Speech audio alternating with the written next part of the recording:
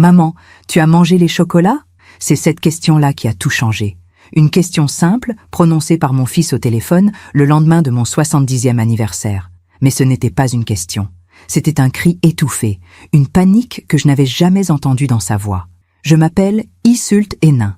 J'ai 70 ans, et voici l'histoire que je n'ai jamais osé raconter à personne, jusqu'à ce soir. La veille, j'avais reçu un cadeau magnifique, une boîte en bois laqué, ornée d'un ruban de soie bordeaux. À l'intérieur, 12 chocolats artisanaux, disposés comme des bijoux. Chacun portait une petite étiquette écrite à la main. Praliné noisette, ganache passion, caramel fleur de sel. Mon fils Cyril me l'avait apporté lui-même en fin d'après-midi. Il avait sonné à la porte de mon appartement, ce grand appartement du 7e arrondissement où j'avais élevé mes enfants, où chaque meuble porte encore la mémoire de mon mari disparu. Joyeux anniversaire, maman. Il m'avait embrassé sur le front, comme toujours. Chemise blanche impeccable, parfum discret. Mon Cyril, mon fils unique, celui que j'avais porté, élevé, soutenu dans chacun de ses projets, celui pour qui j'avais tout fait. Tu les as commandés où? Ils sont magnifiques, chez un chocolatier belge, le meilleur de Bruxelles. Il avait souri. Je sais que tu adores le chocolat noir. C'était vrai.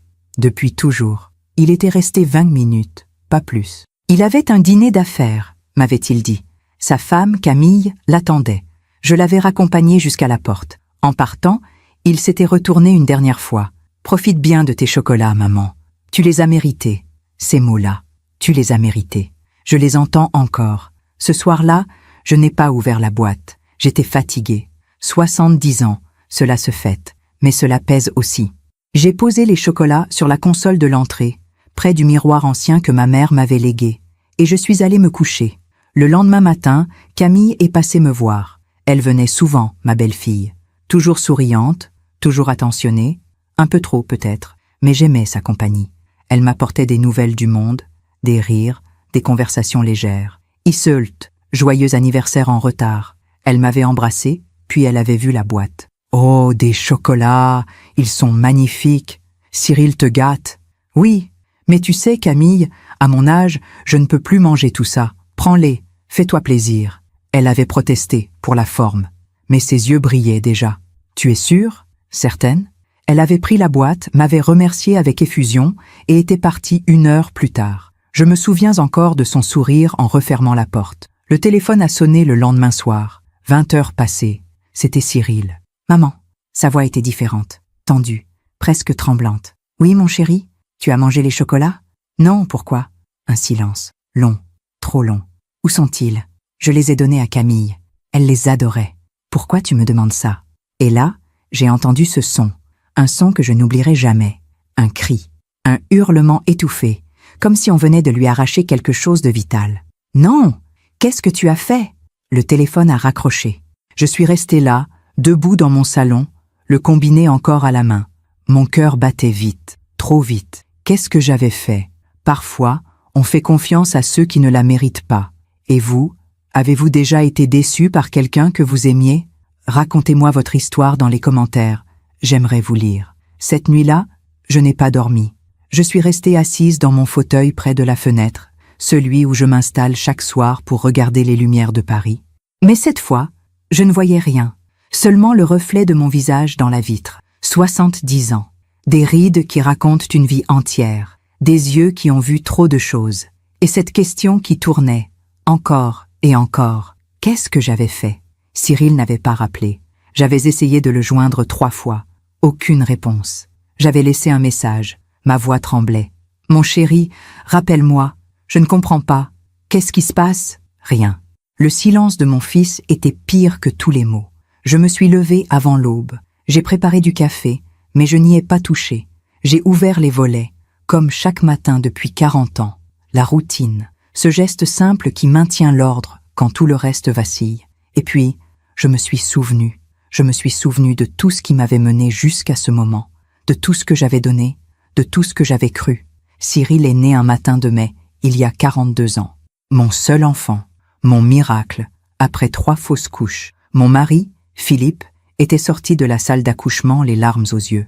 C'est un garçon, Isult, un garçon parfait, parfait. Ce mot-là, j'avais tout fait pour qu'il le reste. Les meilleures écoles, le conservatoire pour le piano, Les leçons d'anglais avec une professeure britannique, les étés à Deauville, dans la maison de famille, les dimanches chez mes parents, où on lui apprenait les bonnes manières, la politesse, le respect des aînés. Philippe voulait qu'il reprenne l'entreprise familiale, une maison d'import-export de tissus haut de gamme, fondée par son grand-père. Mais Cyril avait d'autres rêves. Il voulait être libre, il voulait créer sa propre voie. « Papa ne me comprend pas », me disait-il, adolescent, dans ma cuisine. « Toi, tu me comprends, maman ?» Oui, je le comprenais, peut-être trop. Quand Philippe est mort, une crise cardiaque, brutale, sans prévenir, il y a 8 ans, Cyril avait 34 ans. Il avait pleuré contre mon épaule, comme un petit garçon. Je ne sais pas ce que je vais devenir sans lui. Tu vas continuer. Tu es fort. Et je suis là. J'étais là. J'ai toujours été là. Après la mort de Philippe, j'ai hérité de tout. L'appartement, les comptes bancaires, les placements, la maison à Deauville, l'entreprise aussi, que j'ai vendue 6 mois plus tard. Je n'y connaissais rien. Et Cyril ne voulait pas la reprendre. « Vends, maman. C'est mieux pour toi. Tu auras de quoi vivre confortablement. » J'avais suivi son conseil. Comme toujours, l'argent était bien placé. Mon notaire, Maître Beaumont, un homme de confiance que Philippe avait connu toute sa vie, s'occupait de tout. J'avais de quoi vivre jusqu'à mes 100 ans sans jamais manquer de rien. Mais l'argent ne remplit pas un appartement vide. Les premiers mois après la mort de Philippe, Cyril venait me voir tous les jours. Il apportait des croissants le dimanche. Il restait déjeuner. Il me parlait de ses projets, de ses ambitions.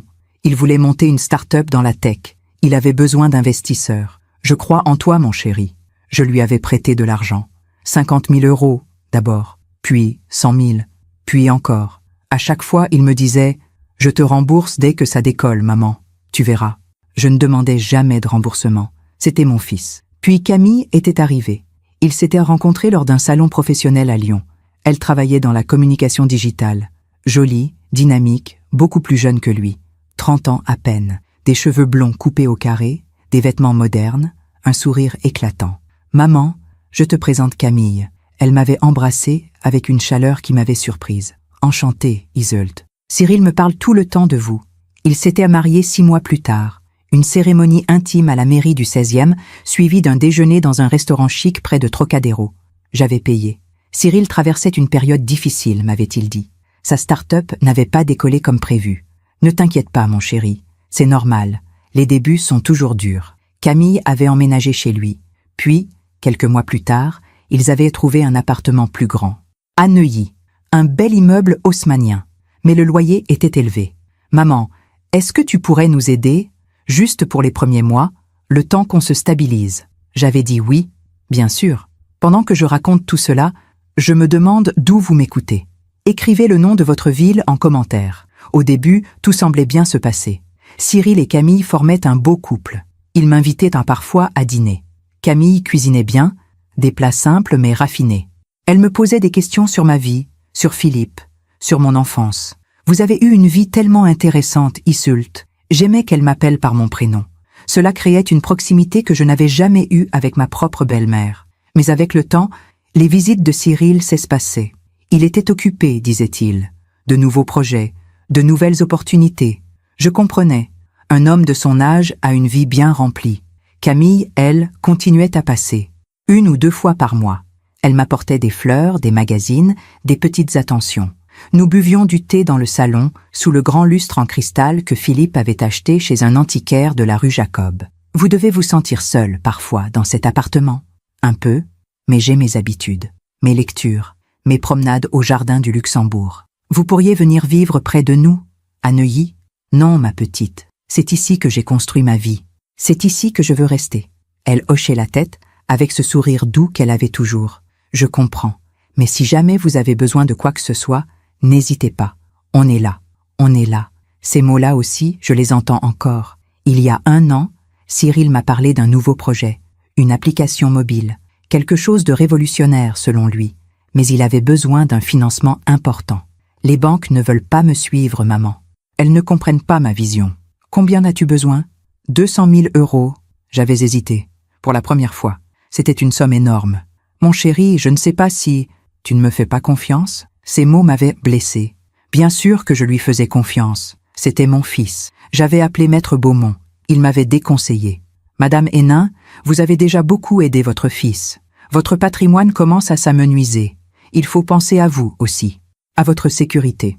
Mais c'est pour son avenir. L'avenir de votre fils ne doit pas se faire au détriment du vôtre. Je n'avais pas écouté.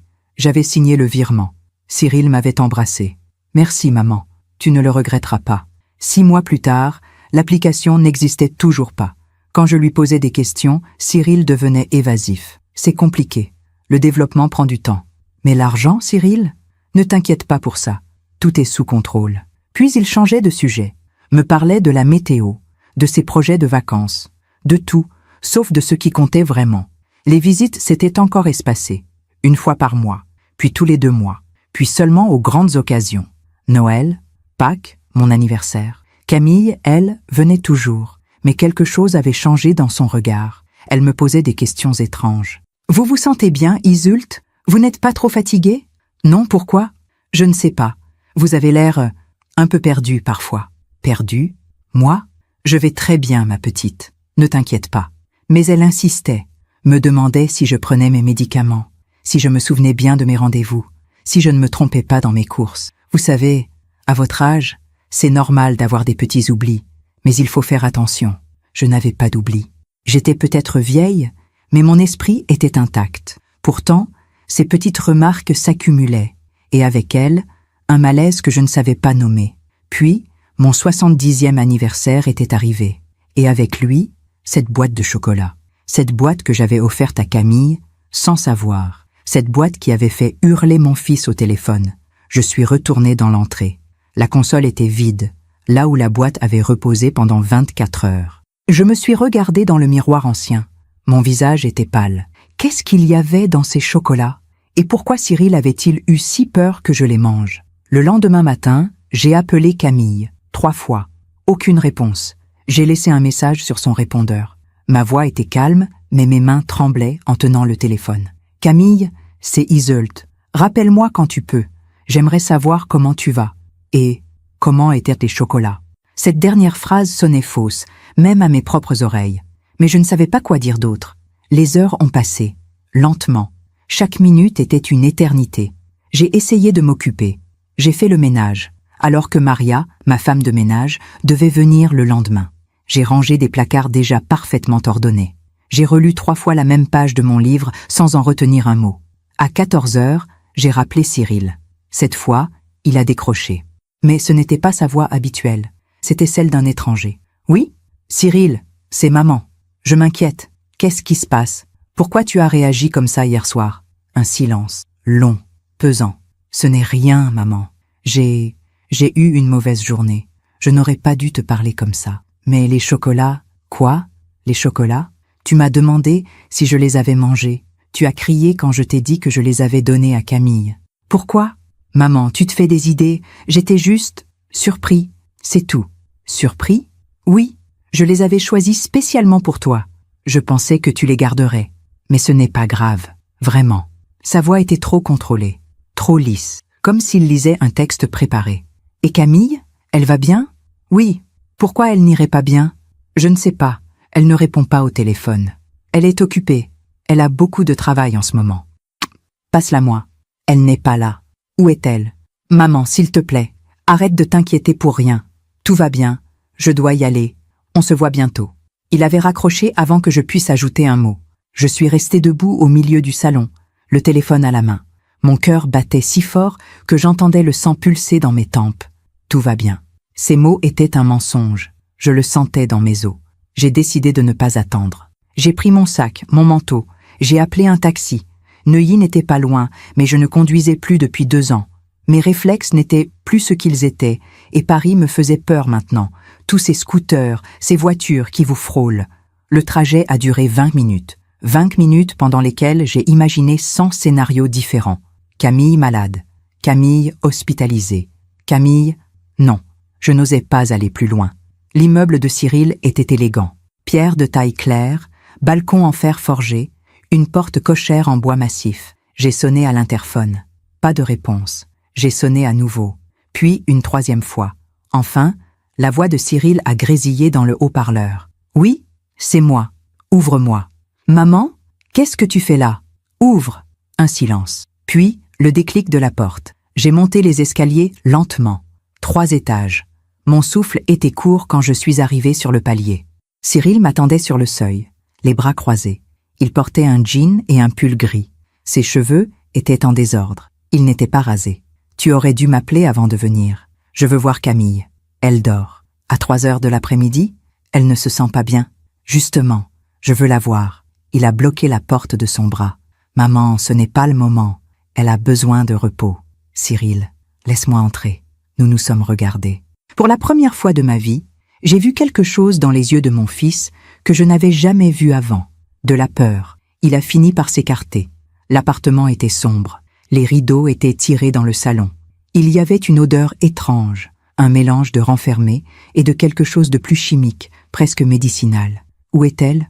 Dans la chambre. J'ai traversé le couloir. Mes pas résonnaient sur le parquet. Cyril me suivait, silencieux. J'ai ouvert la porte de la chambre. Camille était allongée dans le lit, sous une couverture épaisse. Les volets étaient fermés. La seule lumière venait d'une lampe de chevet qui diffusait une lueur orange et faible. Camille? Elle a bougé légèrement, mais n'a pas ouvert les yeux. Je me suis approché. Son visage était pâle, très pâle. Ses lèvres étaient sèches. Des cernes noires creusaient ses yeux. Camille, ma petite, c'est Iseult. Elle a murmuré quelque chose d'incompréhensible. Qu'est-ce qu'elle a? Cyril était resté près de la porte. Une gastro. Elle a vomi toute la nuit. Tu as appelé un médecin? Non, ce n'est pas nécessaire. Ça va passer. Je me suis retourné vers lui. Pas nécessaire? Regarde-la, Cyril. Elle a l'air très mal. C'est juste une gastro, maman. Et si ce n'est pas juste une gastro? Il ne répondait pas.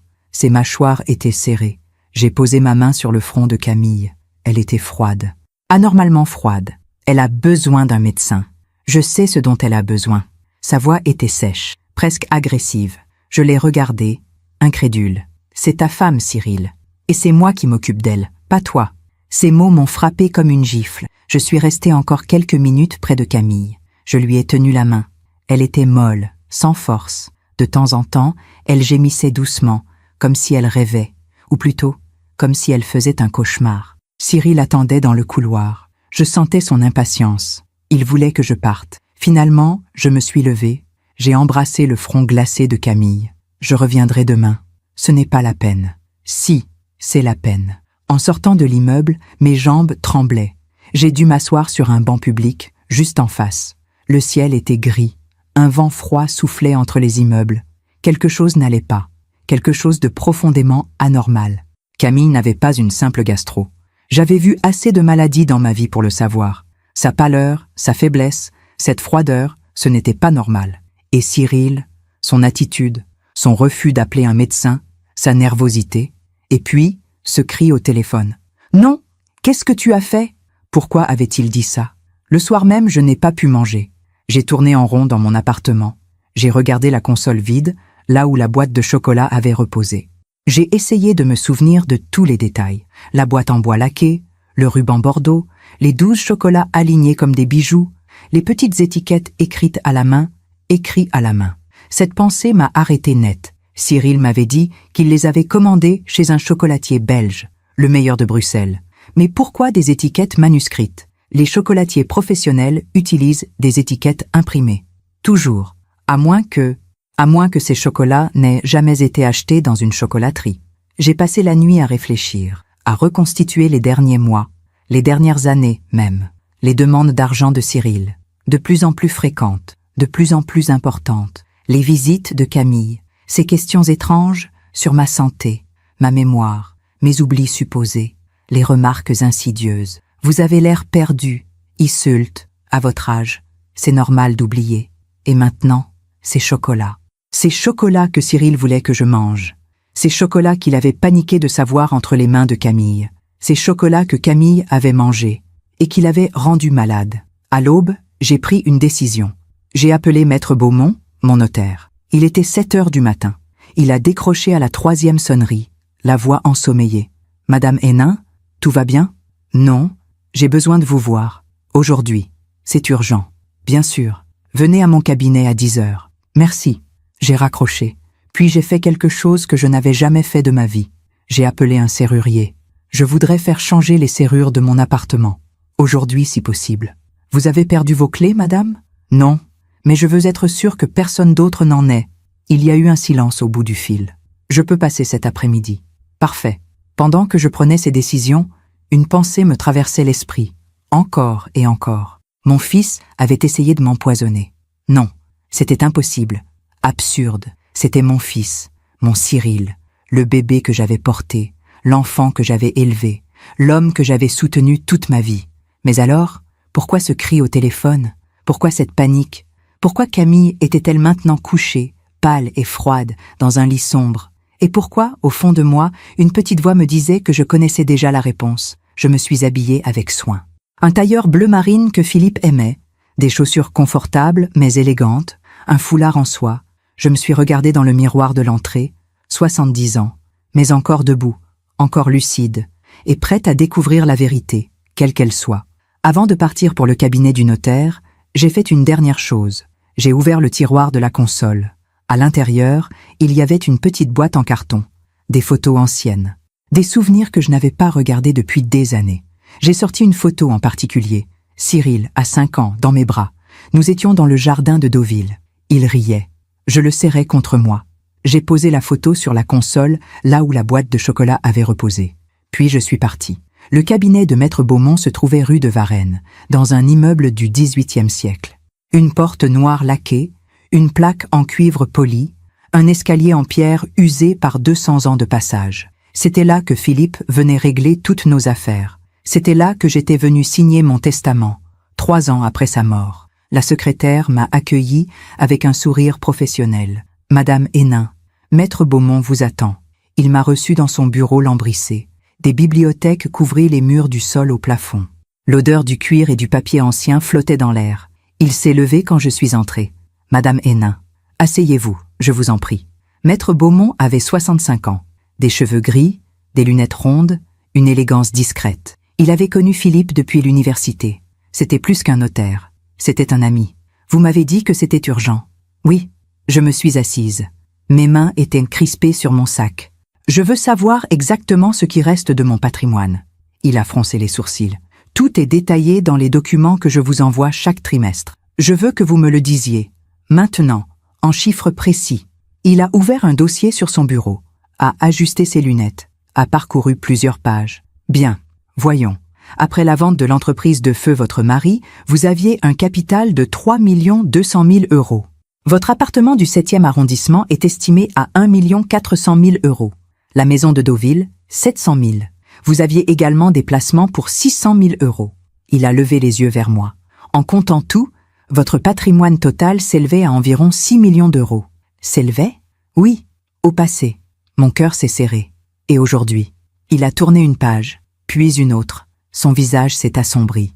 Aujourd'hui, il vous reste votre appartement, la maison de Deauville, et environ 350 000 € en liquidités et placements.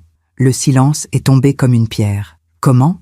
Les prêts à votre fils, madame. Je vous ai alerté à plusieurs reprises. 50 000 € en 2017, 100 000 en 2018, 150 000 en 2019, 200 000 l'année dernière. Sans compter les virements réguliers, entre 5 et 10 000 € par mois depuis 3 ans. Ma respiration s'est bloquée. Par mois? Oui. Vous avez signé un mandat de prélèvement automatique il y a 3 ans. Vous ne vous en souvenez pas? Non. Je ne me souviens pas d'avoir signé ça. Il a sorti un document du dossier. Ma signature était là, au bas de la page. Mais je ne me souvenais pas de ce papier. Je ne me souvenais pas du jour où je l'avais signé. Votre fils vous l'avait apporté, m'aviez-vous dit à l'époque, pour simplifier les choses, pour que vous n'ayez pas à faire des virements manuels chaque fois qu'il avait besoin d'aide. Simplifier. Ce mot résonnait dans ma tête comme un glas. Combien ai-je perdu au total? Maître Beaumont a fait le calcul rapidement. Environ 2 400 000 €. En 5 ans. 2 400 000 €. La somme était vertigineuse, irréelle. Et vous ne m'avez rien dit?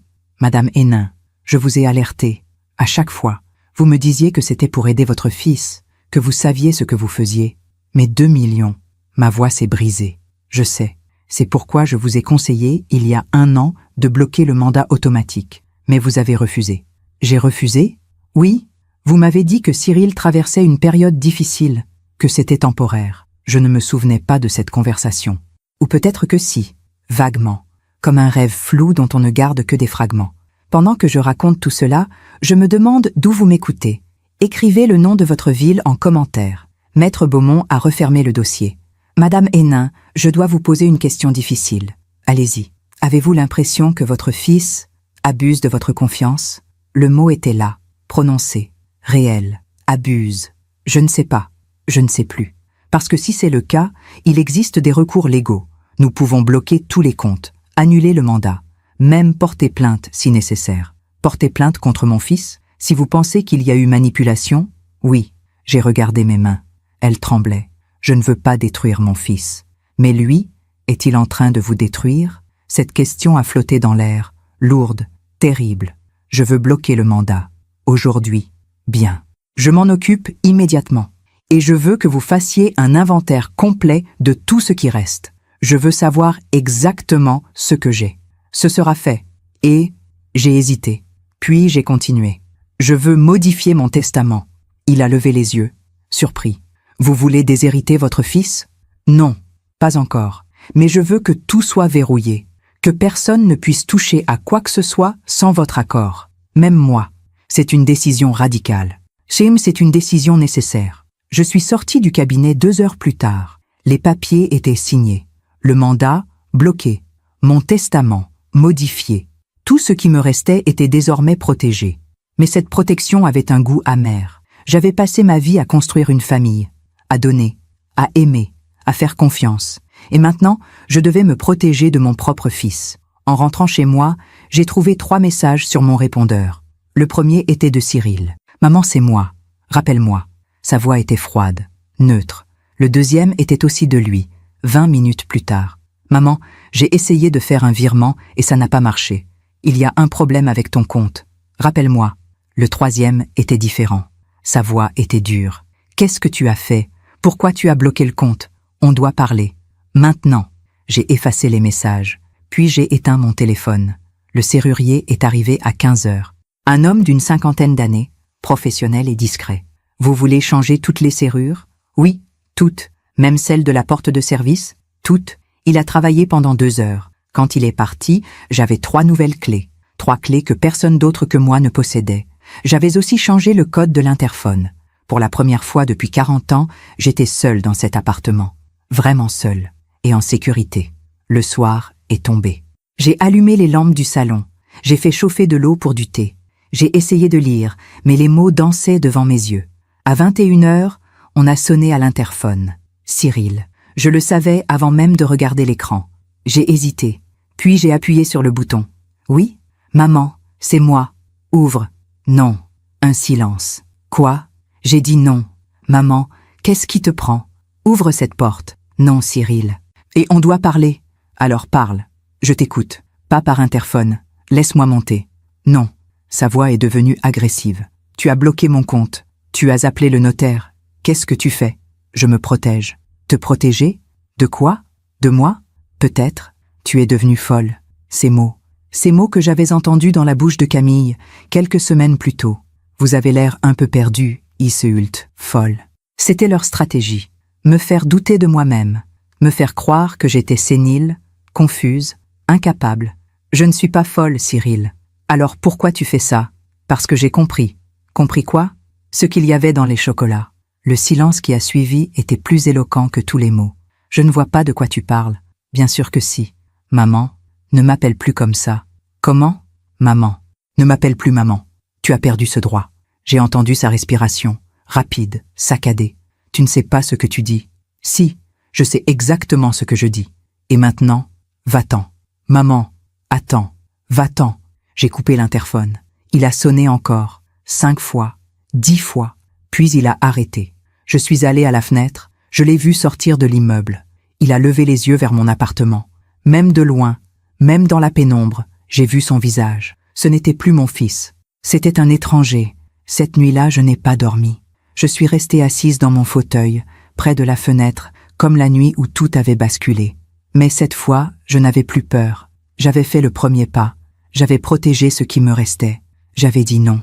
Et même si ce non m'arrachait le cœur, je savais qu'il était nécessaire. Le lendemain matin, j'ai rallumé mon téléphone. 23 appels manqués, 15 messages, tous de Cyril. Je ne les ai pas écoutés. À la place, j'ai fait quelque chose que je n'avais jamais pensé faire de ma vie. J'ai appelé la police. L'officier qui a pris mon appel avait une voix jeune et polie. Police nationale, j'écoute. Bonjour. Je ne sais pas si je dois faire ça, mais je pense que quelqu'un a essayé de me faire du mal. Qui, madame? Mon fils. Il y a eu un silence. Pouvez-vous m'expliquer ce qui s'est passé? J'ai raconté. Les chocolats. Le cri de Cyril au téléphone. L'état de Camille. Les 2 millions disparus. Le mandat automatique que je ne me souvenais pas avoir signé. Vous pensez qu'il y avait quelque chose dans ces chocolats? Oui. Vous les avez conservés? Non. Je les ai donnés à sa femme. Et elle? Elle est très malade. Est-ce qu'elle a vu un médecin? Mon fils refuse. L'officier a pris note de tout. Puis il m'a dit « Madame, je vais transmettre votre déclaration. Mais sans preuve matérielle, sans les chocolats, sans rapport médical, il sera difficile d'ouvrir une enquête. Je comprends. En revanche, pour la question financière, vous pouvez porter plainte pour abus de faiblesse. Surtout si vous pensez avoir signé des documents sans vraiment comprendre ce que vous signez. Et ensuite, une enquête sera ouverte. Mais cela peut prendre du temps. Et cela impliquera votre fils. Je sais. Vous êtes sûr de vouloir aller jusque-là? Je ne veux pas. Mais je dois. J'ai raccroché. Mes mains tremblaient encore. Porteur plainte contre mon fils. Ces mots étaient irréels, impensables. Et pourtant, j'avais franchi le pas. L'après-midi, j'ai reçu un appel d'un numéro inconnu. J'ai hésité, puis j'ai décroché. Allô? Isult? Une voix faible, presque inaudible. Camille? Oui, c'est moi. Comment vas-tu? Mal, très mal. Elle a toussé. Un son rauque, douloureux. Qu'est-ce qui s'est passé? Les chocolats. Mon cœur a bondi. Tu sais ce qu'il y avait dedans? Non. Mais Cyril, elle s'est interrompue. J'ai entendu un bruit en fond, comme une porte qui s'ouvrait. Camille, je dois raccrocher. Mais Isult, oui, fais attention à toi. La ligne s'est coupée. J'ai rappelé immédiatement. Le téléphone sonnait dans le vide. Fais attention à toi. Ces mots résonnaient comme un avertissement. Les jours qui ont suivi ont été les plus longs de ma vie. J'attendais. Un appel de la police. Un signe de Camille. Une explication. N'importe quoi qui donnerait un sens à ce cauchemar. Mais rien ne venait. Cyril n'a plus sonné à ma porte. Il n'a plus appelé. C'était comme s'il avait disparu. Et ce silence était pire que tous ces mensonges. Le 3e jour, Maria est venue faire le ménage comme d'habitude. Elle travaillait pour moi depuis 15 ans. Une femme discrète, portugaise, qui ne parlait jamais de sa vie personnelle, mais qui connaissait chaque recoin de mon appartement. Bonjour, Madame Hénin. Bonjour, Maria. Elle a remarqué tout de suite que quelque chose avait changé. Les serrures sont neuves. Oui, j'ai fait changer. Elle n'a pas posé de questions. C'était une des choses que j'appréciais chez elle, sa discrétion. Mais en rangeant la cuisine, elle a dit quelque chose qui m'a glacée. Monsieur Cyril est passé hier. Je me suis figée. Quand? En fin d'après-midi. J'étais en train de partir. Il m'a demandé si vous alliez bien. Qu'est-ce que tu lui as dit? Que vous alliez bien. Que vous étiez sorti. Il a demandé autre chose? Maria a hésité. Il m'a demandé si vous aviez changé les serrures? Mon sang s'est glacé. Et je lui ai dit que je ne savais pas, que je n'avais pas fait attention. Bien, merci Maria. Et il avait l'air inquiet. Inquiet? Oui. Ou peut-être en colère? Je ne sais pas. Elle a continué son travail, mais je voyais qu'elle était mal à l'aise. Maria? Oui, madame? Si Cyril revient, ne lui dis rien sur moi. Rien du tout. Elle m'a regardé avec des yeux ronds. Vous vous êtes disputé? Quelque chose comme ça. Je suis désolée. Ce n'est pas ta faute. Mais dans sa façon de me regarder, j'ai vu quelque chose que je n'avais jamais vu avant. De la pitié. L'après-midi, j'ai décidé de retourner à Neuilly. Pas pour voir Cyril. Pour voir Camille. J'ai pris un taxi. Le trajet était identique à celui d'il y a quelques jours, mais tout me semblait différent. Les rues, les immeubles, même la lumière, tout portait un poids nouveau. Arrivé devant l'immeuble, j'ai hésité. Puis j'ai sonné. Pas de réponse. J'ai sonné à nouveau. Puis encore. Rien. Une voisine est sortie à ce moment-là. Une femme d'une 60aine d'années, élégante, un petit chien en laisse. Vous cherchez quelqu'un? Oui. Monsieur et Madame Moreau, 3e étage. Ah, ils ne sont plus là. Mon cœur a bondi. Comment ça, plus là? Ils sont partis avant-hier. J'ai vu le mari charger des valises dans une voiture. Et sa femme? Elle était avec lui. Enfin, je crois. Elle ne marchait pas très bien. Il la soutenait. Où sont-ils allés? Je ne sais pas. Mais ils avaient l'air de partir pour un moment. Plusieurs valises. Elle a tiré sur la laisse de son chien. Excusez-moi, je dois y aller. Elle est partie, me laissant seule sur le trottoir. Partie. Cyril et Camille avaient disparu. Je suis rentrée chez moi dans un état second. Mes pensées tourbillonnaient. Où était-il allé? Pourquoi partir si vite? Et surtout, dans quel état était Camille? En arrivant dans mon appartement, j'ai trouvé une enveloppe glissée sous ma porte. Pas de timbre, pas d'adresse, juste mon prénom écrit à la main, en lettres tremblantes. Issult. J'ai ouvert l'enveloppe. À l'intérieur, une seule feuille de papier. L'écriture était celle de Camille. Je reconnaissais ses lettres rondes, enfantines. Issult. Je n'ai pas beaucoup de temps. Cyril croit que je dors. Mais je voulais que vous sachiez. Les chocolats. Il y avait quelque chose dedans. Je ne sais pas quoi exactement, mais j'ai lu des messages sur son téléphone. Il les a achetés sur Internet, un site qui vend des substances pour calmer les personnes âgées agitées. C'est comme ça que c'était écrit. Il voulait que vous en mangiez, plusieurs par jour, pour que vous deveniez confuse, désorientée, pour qu'il puisse prouver que vous n'étiez plus capable de gérer vos affaires. Et ensuite, il voulait vous placer dans une maison de retraite médicalisée, sous tutelle, pour avoir accès à tout votre argent. Je ne savais rien, je le jure. Quand j'ai mangé les chocolats, je pensais qu'ils étaient normaux. Mais le lendemain, j'ai eu des vertiges, des nausées. Je ne pouvais plus penser clairement. J'ai compris que quelque chose n'allait pas. Cyril a paniqué.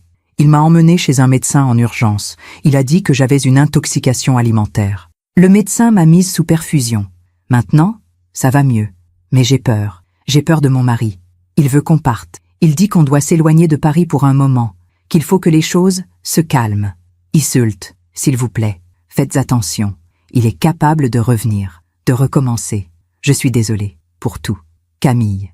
J'ai lu la lettre 3 fois. Mes mains tremblaient tellement que le papier bruissait. Substance pour calmer les personnes âgées agitées. Tutelle. Maison de retraite médicalisée. Tout était là, noir sur blanc.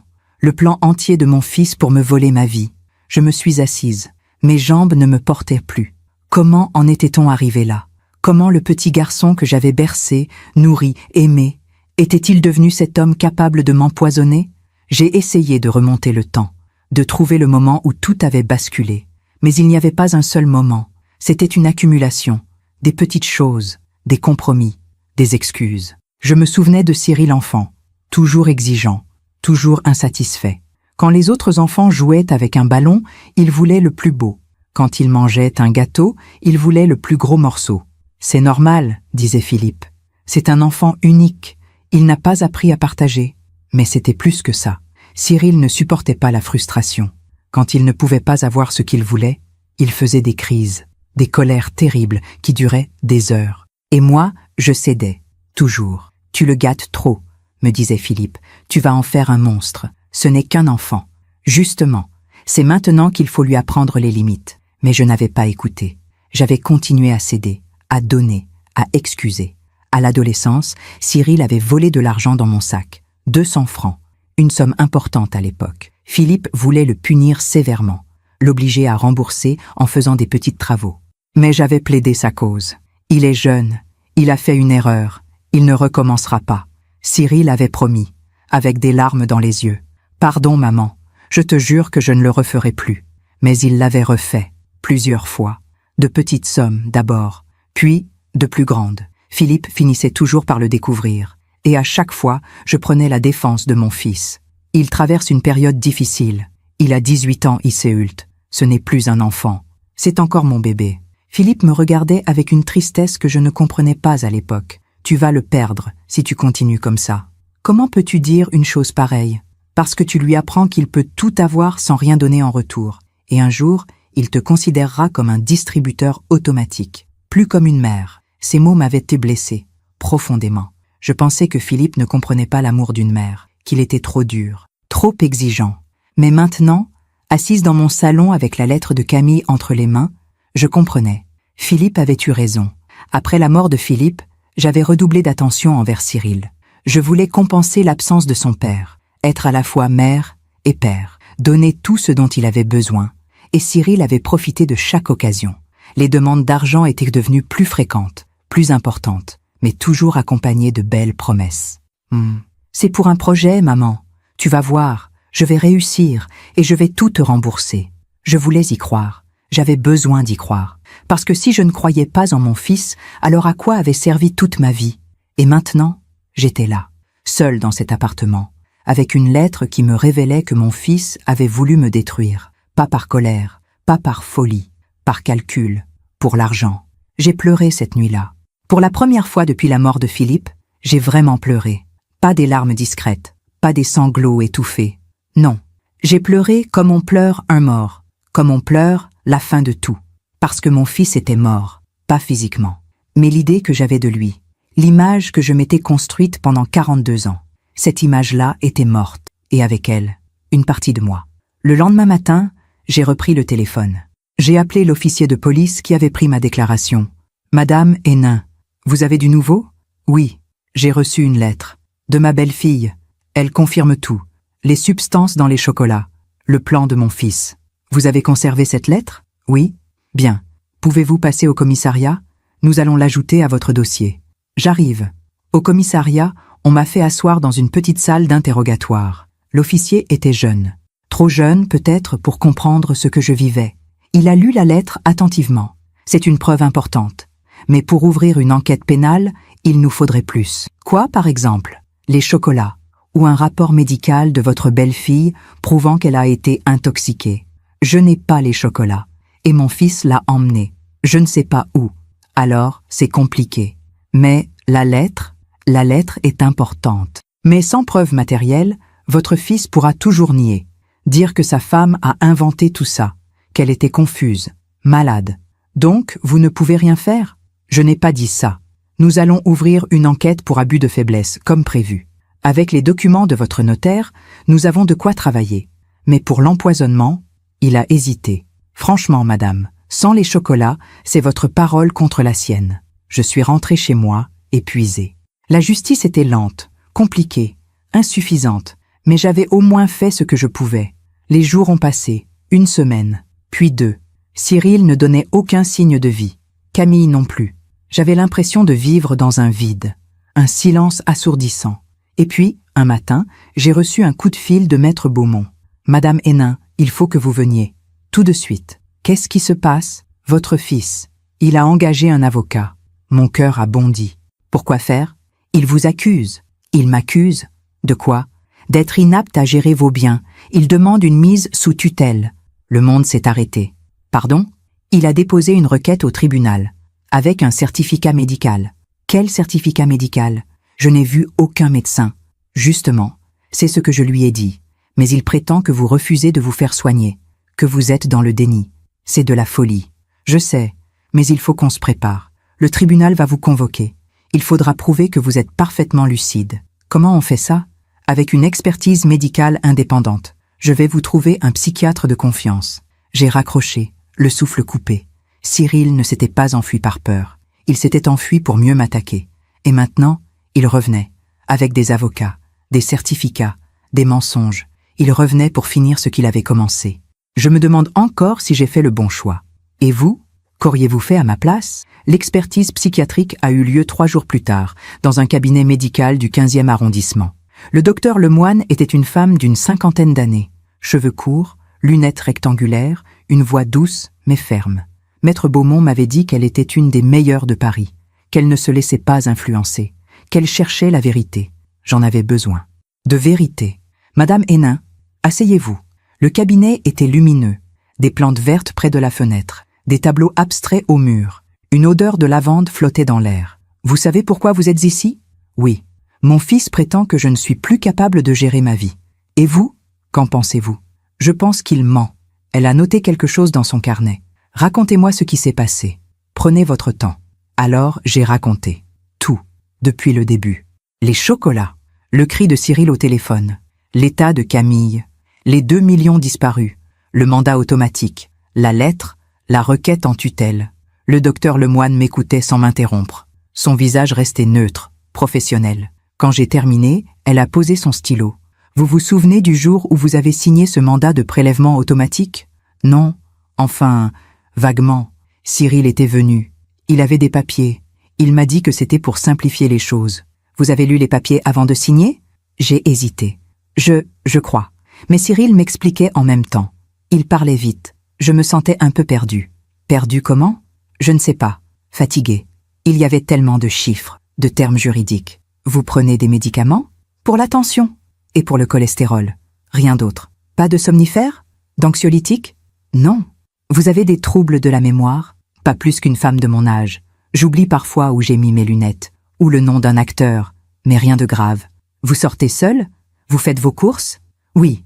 Je vais au marché 2 fois par semaine. Je vais chez le coiffeur. Je me promène au Luxembourg. Vous gérez votre budget? Jusqu'à ce que mon fils m'en dépossède, oui. Le docteur Lemoine a souri légèrement. Vous avez de l'humour. C'est bon signe. Elle m'a fait passer une série de tests, des questions sur la date, le lieu, le nom du président, des calculs simples, des mots à mémoriser puis à répéter, des dessins à reproduire. J'ai répondu sans difficulté. À la fin, elle a refermé son carnet. Madame Hénin, je vais être claire avec vous. Mon cœur s'est serré. Vous êtes parfaitement lucide. Votre mémoire est excellente pour votre âge. Vous n'avez aucun signe de démence, de confusion ou d'altération de vos facultés cognitives. J'ai senti mes épaules se détendre. Une vague de soulagement m'a envahi. Merci. Mais, il y avait un mais. Mais, je pense que vous avez été manipulé, psychologiquement, sur une longue période. Manipulé? Oui. Ce que vous décrivez, les demandes d'argent progressives, les remarques sur votre santé mentale, l'isolement graduel, ce sont des techniques classiques de manipulation. On appelle ça de l'emprise. Ce mot, emprise. Mon fils avait une emprise sur moi, pas au sens pathologique, mais il a utilisé votre amour maternel contre vous. Il a exploité votre culpabilité, votre peur de le perdre, votre besoin de bien faire. J'ai baissé les yeux. Donc c'est ma faute. Non, ce n'est pas votre faute. Vous avez été victime. Mais maintenant, vous avez pris conscience, et c'est le plus important. Elle a posé sa main sur la mienne. Je vais rédiger un rapport très clair. Vous êtes pleinement capable de gérer vos affaires. La demande de tutelle de votre fils n'a aucun fondement médical. Je suis sortie du cabinet avec le sentiment d'avoir gagné une bataille. Pas la guerre, mais une bataille. Maître Beaumont m'attendait sur un banc, près de l'entrée. Alors, elle dit que je vais bien. Parfait. C'est exactement ce qu'il nous fallait. Et maintenant? Maintenant, on attend l'audience. Le juge va examiner le rapport du docteur Lemoine et celui du médecin que votre fils a consulté. Le médecin qui m'a vu sans me voir? Exactement. Et croyez-moi, ça ne va pas jouer en sa faveur. L'audience était fixée 3 semaines plus tard, au tribunal judiciaire de Paris. Ces 3 semaines ont été parmi les plus difficiles de ma vie. Je ne dormais presque plus. Je mangeais à peine. Je tournais en rond dans mon appartement, ressassant chaque détail, chaque moment. Maria s'inquiétait. Vous maigrissez, Madame Hénin. Il faut manger. Je n'ai pas faim. Ce procès vous ronge. Ce n'est pas le procès. C'est l'idée que mon fils va se tenir devant un juge et dire que je suis folle. Mais vous ne l'êtes pas. Je sais. Mais lui, il le croit. Ou il veut le faire croire. Maria a posé une main sur mon épaule. La vérité finit toujours par éclater.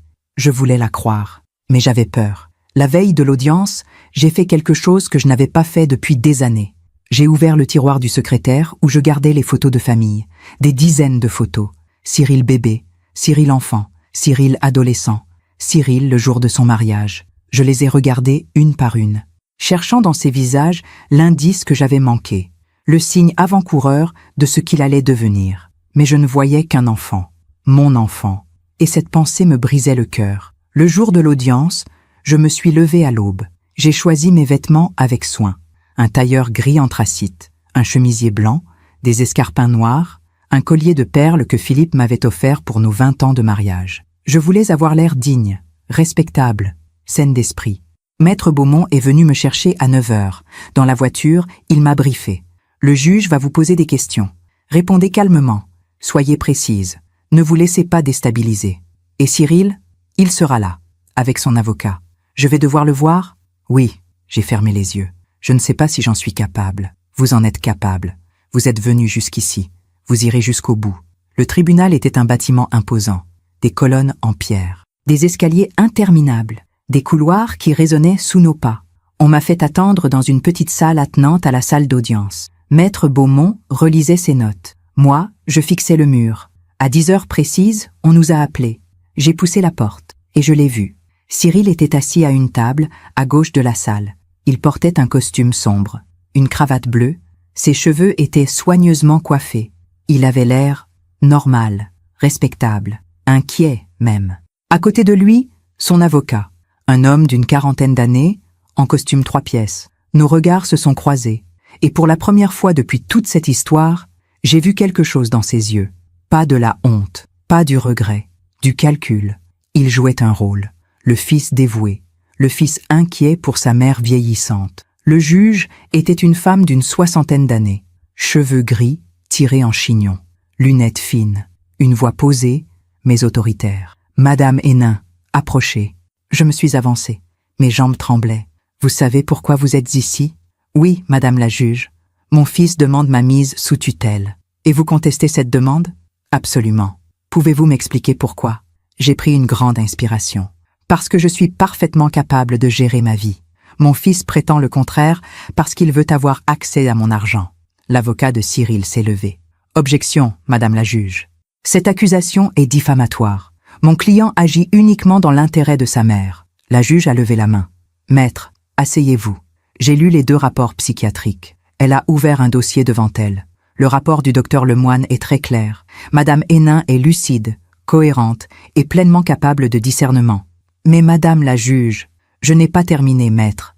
Elle s'est tournée vers Cyril. Monsieur Moreau, pouvez-vous m'expliquer comment votre mère a été examinée par le docteur Garnier, alors qu'elle affirme ne l'avoir jamais rencontré?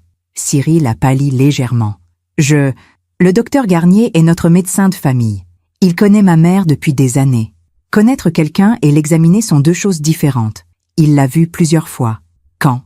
Je ne me souviens pas des dates exactes. La juge a refermé le dossier d'un geste sec.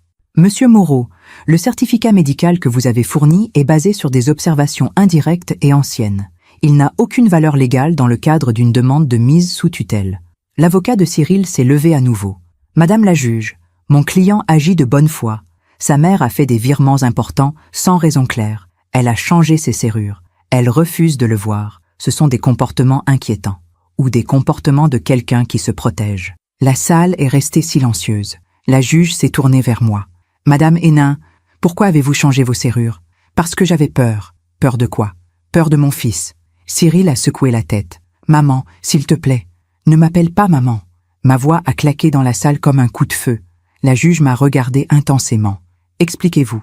Alors j'ai tout dit. Les chocolats, le cri au téléphone, l'état de Camille, les 2 millions disparus. Le mandat que je ne me souvenais pas avoir signé clairement. La lettre de Camille. À chaque phrase, l'avocat de Cyril tentait d'intervenir. Mais la juge le faisait taire d'un geste. Quand j'ai terminé, le silence était assourdissant. La juge a feuilleté le dossier longuement. Puis elle a enlevé ses lunettes. Monsieur Moreau, avez-vous quelque chose à dire pour votre défense? Cyril s'est levé. Sa voix était tremblante. Ma mère va mal. Elle imagine des choses. Elle croit que je veux lui faire du mal. Mais tout ce que je veux, c'est la protéger. La protéger contre qui? Contre elle-même. En la plaçant sous tutelle? Oui. Et en devenant son tuteur, vous auriez accès à l'intégralité de son patrimoine. Ce n'est pas pour l'argent. Alors pourquoi? Il n'a pas répondu. La juge a remis ses lunettes. Voici ma décision. La demande de mise sous tutelle est rejetée. Madame Hénin est pleinement capable de gérer ses affaires. J'ai senti mes jambes se dérober sous moi. En revanche, elle s'est tournée vers Cyril. Les éléments portés à ma connaissance sont suffisamment graves pour justifier une transmission au procureur de la République. Une enquête sera ouverte pour abus de faiblesse et tentative d'escroquerie. L'avocat de Cyril a bondi. Madame la juge, c'est disproportionné. Au contraire, maître, c'est proportionné aux faits. Elle a frappé son marteau. L'audience est levée. Je suis sortie du tribunal dans un état second. Maître Beaumont me soutenait par le bras. Vous avez gagné, madame Hénin. J'ai gagné quoi? Votre liberté. Mais j'ai perdu mon fils. Il n'a rien répondu, parce qu'il savait que c'était vrai. Dehors, sur les marches du tribunal, Cyril m'attendait. Il était seul. Son avocat était parti. Maman, ne m'appelle plus comme ça. S'il te plaît, écoute-moi. Il n'y a rien à écouter. Je suis désolée. Ces mots sont sortis de sa bouche, mais ils sonnaient faux, vides. Tu es désolée? Oui. Désolée de quoi? D'avoir essayé de m'empoisonner? Ou désolée d'avoir échoué? Il a baissé les yeux. Je ne voulais pas... Tu ne voulais pas quoi? Me tuer? Non, bien sûr. Tu voulais juste me voler ma vie, me faire passer pour folle, m'enfermer, prendre mon argent. Ce n'était pas comme ça. Alors c'était comment? Il ne répondait pas. Regarde-moi, Cyril. Il a levé les yeux. Et dans son regard, j'ai vu la vérité. Il n'était pas désolé. Il était juste furieux d'avoir perdu. Je me suis détournée. Maître Beaumont m'attendait près de la voiture. Maman, attends. Adieu, Cyril. Tu ne peux pas me faire ça. Je me suis retournée une dernière fois. C'est toi qui m'as fait ça. Et je suis partie. Les semaines qui ont suivi l'audience ont été étranges, comme une parenthèse suspendue entre deux vies. J'avais gagné devant le juge. Mon autonomie était reconnue.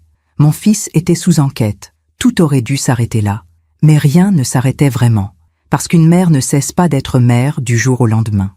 Même quand son fils a essayé de la détruire. Les premiers jours, j'ai essayé de reprendre une vie normale. Je suis allée au marché. J'ai retrouvé mes habitudes, mes promenades au Luxembourg, mes lectures près de la fenêtre. Mais tout avait changé. Les rues que je connaissais par cœur me semblaient différentes. Les visages des commerçants aussi. Comme si j'avais traversé un pays étranger et que je revenais transformée.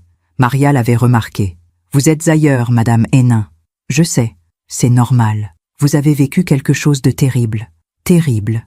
Oui, c'est le mot. » Elle a posé sa main sur la mienne. « Mais vous avez survécu. C'est ce qui compte. Survécu.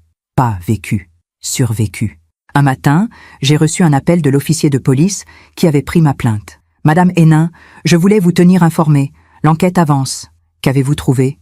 Nous avons saisi l'ordinateur de votre fils. Et son téléphone. » Mon cœur s'est serré. Et on a trouvé des traces. Des recherches Internet sur des substances sédatives.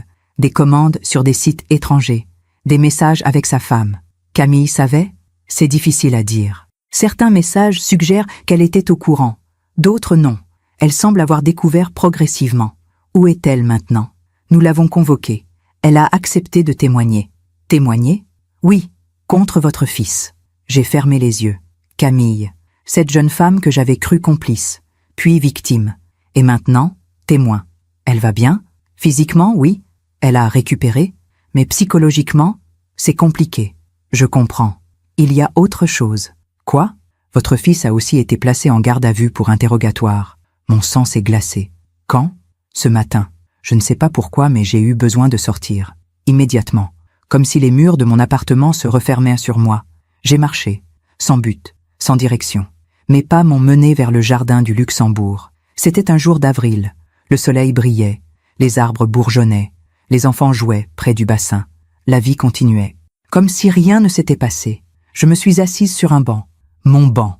Celui où je venais depuis 40 ans. Philippe s'asseyait à côté de moi. On regardait les gens passer. On parlait de tout et de rien. « Qu'est-ce que tu ferais, Philippe ?» J'ai posé la question à voix haute, comme s'il pouvait m'entendre. « Tu avais raison. Tu m'avais prévenu. Et je ne t'ai pas écouté. Le vent a fait bruisser les feuilles. Un enfant a ri près du bassin. J'aurais dû être plus forte, plus exigeante, moins faible. Mais même en disant ces mots, je savais qu'ils n'étaient pas tout à fait justes, parce qu'aimer n'est pas être faible. Donner n'est pas être faible. Ce qui était faible, c'était d'avoir fermé les yeux, d'avoir accepté l'inacceptable, d'avoir excusé l'inexcusable. 3 jours plus tard, Camille m'a appelé. Sa voix était différente, plus grave, plus fatiguée. « Iseult? Oui, c'est moi. J'ai besoin de vous voir. Tu veux venir ici? Non, pas chez vous. Quelque part de neutre. Où? Au café de Flore. Demain, 15 heures. D'accord, merci. » Elle a raccroché avant que je puisse ajouter quoi que ce soit. Le lendemain, j'étais au café de Flore à 14h45.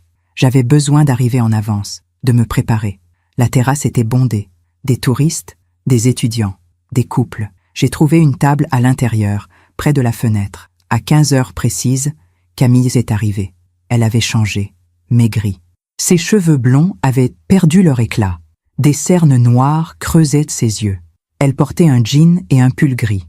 Plus rien de la jeune femme élégante que j'avais connue. « Iseult, Camille, assieds-toi. » Elle s'est assise lentement, comme si chaque mouvement lui coûtait. Le serveur est venu. Elle a commandé un thé. Moi, un café. Pendant un long moment, nous sommes restées silencieuses. Puis elle a parlé. « Je suis désolée. » « De quoi?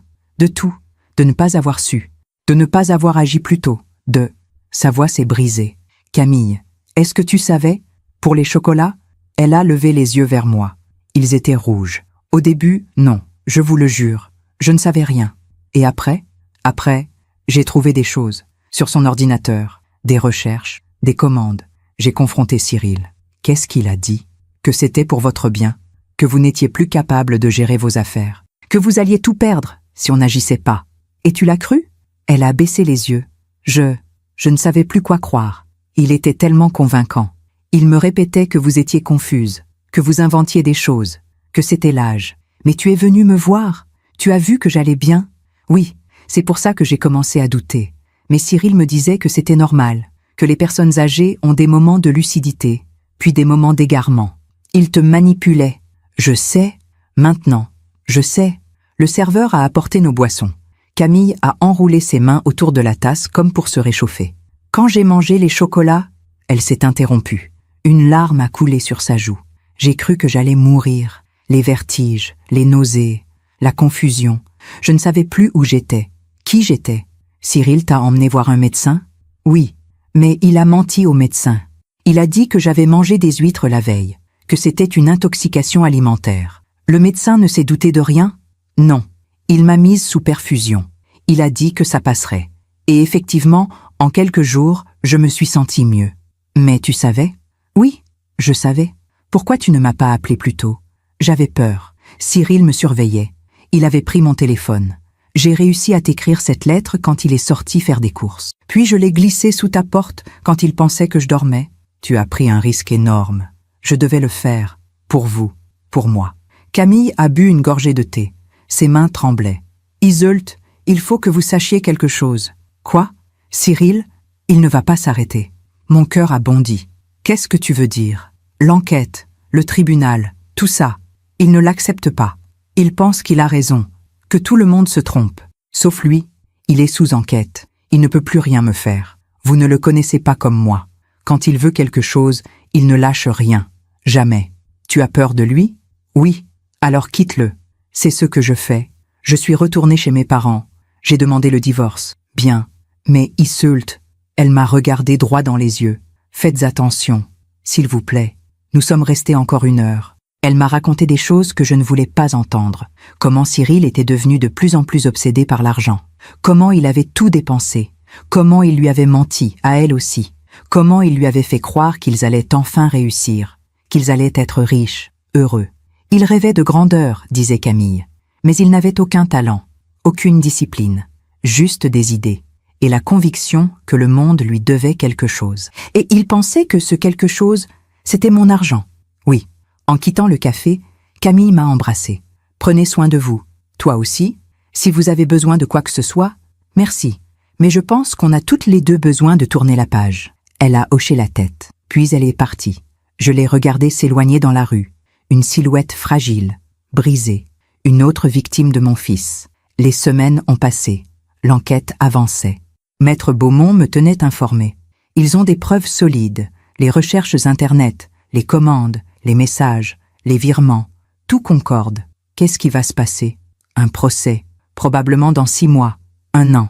Et en attendant, vous vivez. Vous reprenez votre vie. Reprendre ma vie. Comme si c'était simple. Un soir, j'étais assise dans mon salon. La nuit tombait. Les lumières de Paris s'allumaient une à une. Et soudain, j'ai entendu un bruit. Un bruit dans la serrure. Quelqu'un essayait d'ouvrir ma porte. Mon sang s'est glacé. J'ai attrapé mon téléphone. Mes mains tremblaient tellement que j'ai failli le laisser tomber. Le bruit a continué. Insistant. Métallique. Puis, une voix. Étouffée. Furieuse. « Ouvre cette porte, Cyril. Va-t'en. Ouvre, on doit parler. Je n'ai rien à te dire. Tu m'as détruit. Tu m'as pris ma vie. C'est toi qui as essayé de prendre la mienne. » Il a frappé la porte, fort. Plusieurs coups violents qui ont résonné dans tout l'appartement. Tu es ma mère. Tu es censée m'aider, me soutenir. Pas au prix de ma vie. Tu es folle. Complètement folle. J'ai composé le numéro de la police. Police secours, j'écoute. Mon fils est devant ma porte. Il essaie d'entrer. J'ai peur. Restez à l'intérieur. Ne bougez pas. On envoie une patrouille. Les coups ont continué. Puis, ils se sont arrêtés brusquement. J'ai entendu des pas. Puis plus rien. La police est arrivée 10 minutes plus tard. Ils ont fouillé l'immeuble. Cyril était parti. On va renforcer la surveillance, madame. Et on va l'avertir. S'il revient, il sera arrêté. Merci. Mais cette nuit-là, je n'ai pas fermé l'œil. Le lendemain, Maître Beaumont m'a appelé. Il faut demander une ordonnance de protection. Une ordonnance? Oui, pour interdire à votre fils de vous approcher. Il en est vraiment là? Madame Hénin, votre fils est imprévisible et potentiellement dangereux. Il faut vous protéger. D'accord, faites-le. L'ordonnance a été accordée 3 jours plus tard. Cyril n'avait plus le droit de m'approcher à moins de 100 mètres, plus le droit de m'appeler, plus le droit de me contacter de quelque façon que ce soit. C'était surréaliste. Mon propre fils, interdit de me voir. Et puis, un matin, j'ai reçu un appel de l'officier de police. « Madame Hénin, il y a du nouveau. »« Quoi ? Votre fils a été arrêté. » Mon cœur s'est arrêté. « Pourquoi ? » « Violation de l'ordonnance de protection. Il a essayé de vous suivre hier après-midi. Une voisine nous a prévenus. Je me souvenais. J'étais allée au marché. J'avais senti une présence. Mais je m'étais dit que c'était mon imagination. Il est en garde à vue. Qu'est-ce qui va se passer ? Il passera devant le juge. Probablement une peine d'emprisonnement. Courte, mais c'est un avertissement. Cette nuit-là, j'ai pleuré. Pas de tristesse, pas de colère, de soulagement. Parce que pour la première fois depuis des mois, je me sentais en sécurité. Mais au fond de moi, je savais que ce n'était pas fini. Parce que la vie, elle, n'avait pas fini de lui rendre ce qu'il avait semé. Cyril a été condamné à 2 mois de prison avec sursis pour violation de l'ordonnance de protection. 2 mois, avec sursis. Cela voulait dire qu'il ne serait pas incarcéré. Pas pour l'instant. Mais qu'à la moindre nouvelle violation, il le serait. Le juge lui avait parlé d'un ton sévère. « Monsieur Moreau, vous avez gravement enfreint une décision de justice. Votre comportement est inacceptable. Vous allez suivre une obligation de soins psychiatriques. Et si vous approchez votre mère à nouveau, vous irez en prison. C'est clair ? » J'étais là, au fond de la salle d'audience. Cyril ne m'avait pas regardé. Pas une seule fois. Quand le juge avait prononcé la sentence, j'avais vu ses épaules s'affaisser, légèrement. Comme si quelque chose en lui venait de se briser. Mais ce n'était pas du regret. C'était de la défaite. Les mois ont passé. Lentement, péniblement. Le procès pour abus de faiblesse et tentative d'escroquerie avançait. Maître Beaumont me tenait informé de chaque étape. Les preuves sont accablantes. L'enquête a révélé que votre fils a dépensé près de 2 millions d'euros en 5 ans. En quoi ? Voyages, restaurants, vêtements de luxe, voitures de location, casino aussi. Casinos ? Oui, il avait des dettes de jeu. Importantes. Mon cœur s'est serré. Mon fils jouait. Mon fils avait des dettes. Et je n'avais rien vu. Il y a autre chose. Quoi ? Il a tenté de souscrire des crédits en votre nom. Pardon ? Avec votre signature. Falsifiée. Les banques ont refusé parce que les documents n'étaient pas complets. Mais l'intention était là. J'ai fermé les yeux. Jusqu'où était-il allé ? Jusqu'où était-il prêt à aller ? Le procureur demande 3 ans de prison ferme. 3 ans. Ces mots flottaient dans l'air comme une sentence divine. Le procès a eu lieu en septembre, un mardi matin, dans une salle du tribunal correctionnel de Paris. J'y suis allé, pas parce que je le voulais, mais parce que je devais, pour moi, pour fermer ce chapitre. La salle était petite, impersonnelle, des bancs en bois, une estrade pour les juges, une odeur de vieux papier et de désinfectant. Cyril était là, assis entre 2 gendarmes. Il portait un costume gris, ses cheveux avaient blanchi aux tempes, il avait maigri, ses joues étaient creuses. Il m'a vu entrer. Nos regards se sont croisés, pour la première fois depuis des mois. Et dans ses yeux, j'ai vu quelque chose que je n'avais jamais vu avant, du vide. Le procureur a lu l'acte d'accusation. Chaque mot était un coup de poignard. Abus de faiblesse sur personne vulnérable. Tentative d'escroquerie. Faux et usage de faux.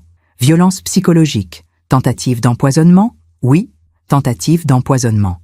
Les analyses des substances commandées par Cyril avaient révélé qu'il s'agissait de benzodiazépines à haute dose, suffisamment pour provoquer une confusion sévère, une désorientation, des pertes de mémoire. Si Madame Hénin avait consommé ces chocolats sur plusieurs jours, comme prévu, elle aurait été dans un état second, incapable de discernement. Elle aurait pu être placée sous tutelle sans difficulté. Le procureur s'est tourné vers Cyril. « Vous aviez tout planifié, monsieur Moreau. Vous aviez même contacté une maison de retraite médicalisée. Vous aviez demandé les tarifs, les conditions d'admission. » Cyril baissait la tête. « Tout cela pourquoi ?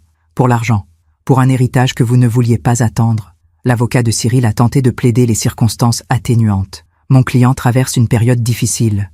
Il a des problèmes financiers, des dettes. Il était désespéré. Être désespéré ne justifie pas de vouloir détruire sa propre mère. Il ne voulait pas la détruire. Il voulait quoi ? La rendre incapable ? La voler ? L'enfermer ? L'avocat n'a rien répondu. Camille m'a témoigné. Elle est arrivée habillée simplement. Un tailleur noir, pas de maquillage. Ses mains tremblaient quand elle a prêté serment. « Madame Moreau, qu'avez-vous à dire ? J'ai découvert les intentions de mon mari progressivement.